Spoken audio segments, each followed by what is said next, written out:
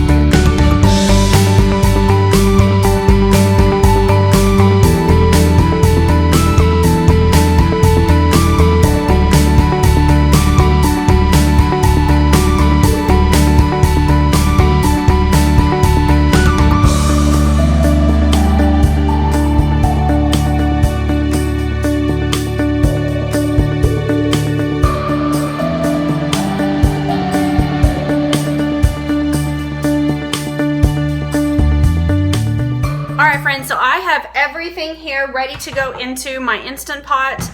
Unfortunately, I don't have a tripod to be able to show you like down on the Instant Pot. So I'm just going to show you what I'm putting in. I'm so sorry. I will of course show you what it looks like after I'm finished. I'm starting out with some Jennie-O ground turkey breast, and I do use the 99% lean. Just because I don't need the extra fat in this. The whole purpose of making this particular chili is that I want it to be really lean and really healthy. So that is going into the bottom of my Instant Pot. I'll show you guys.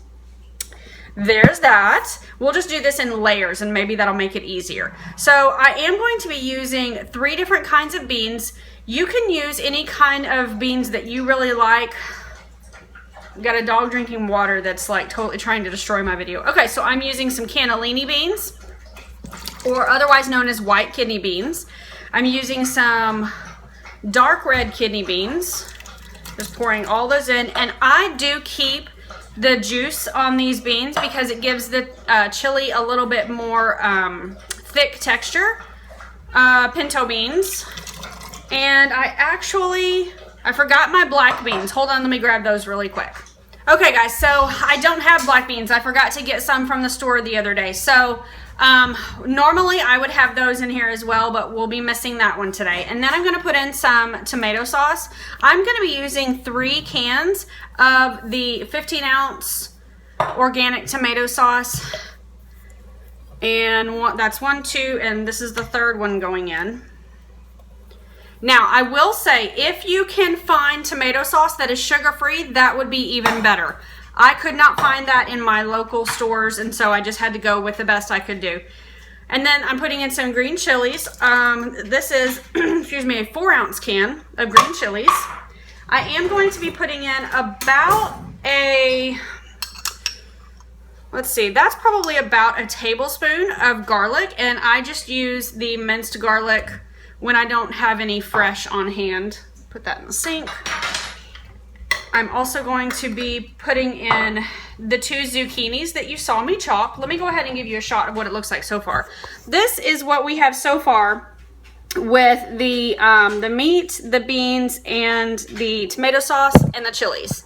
So now, right on top, I'm gonna dump in zucchini. Now this is something that I don't know why I had never thought to put in my chili, but it is phenomenal. It is so good, and you get that little added burst of vegetables in there. Totally can't even taste the zucchini, not one little bit, but it really adds a nice something to the chili.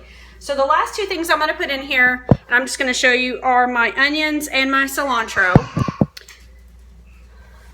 And those are just going to go right on the top.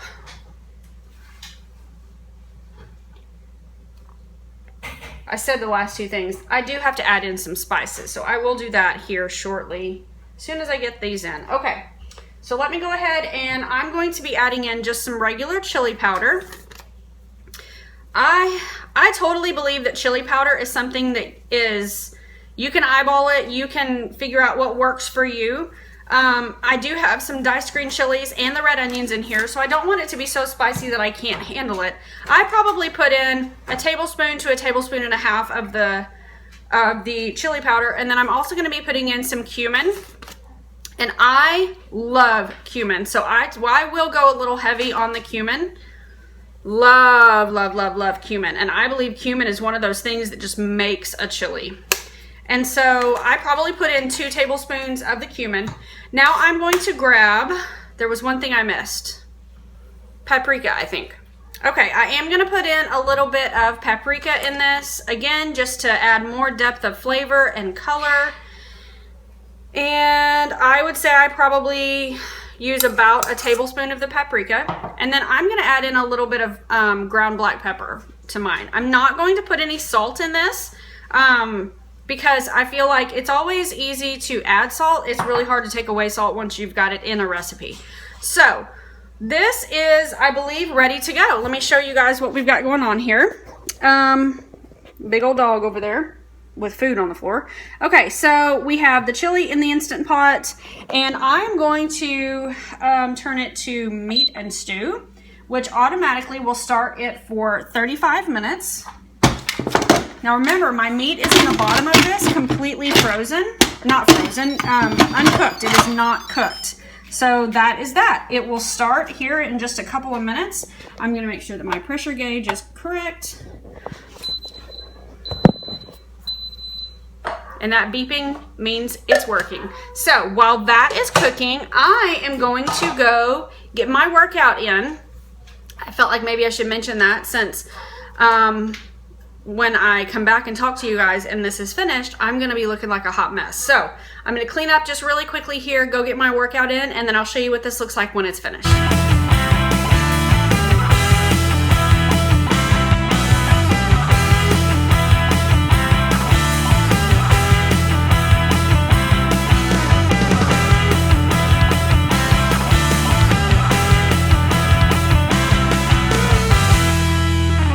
So as you can tell, I'm a red, sweaty mess. I got my workout in, which felt really good today.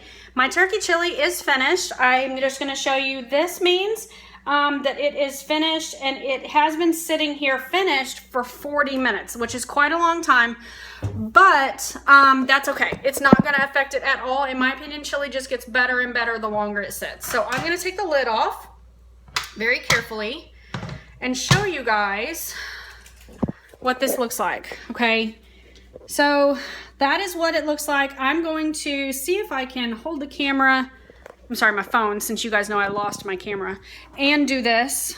I always use a potato masher to break up meat. So there is meat down in the bottom of this Instant Pot. Ah, there you go, and I just burned myself. See, there's the meat right there. It's coming up out of there that you guys can see. Let me show you. There's the meat. Okay, I'm going to use this potato masher and mash up that meat just a little bit. And then I'm going to pull some of this out for my dinner, because we are actually about to head out the door to go to our journey group, which is the same as our small group with our church. And I will show you guys what it looks like here in just a second, but I need to get this meat broken up a little bit. So let me do that, and then I will be right back.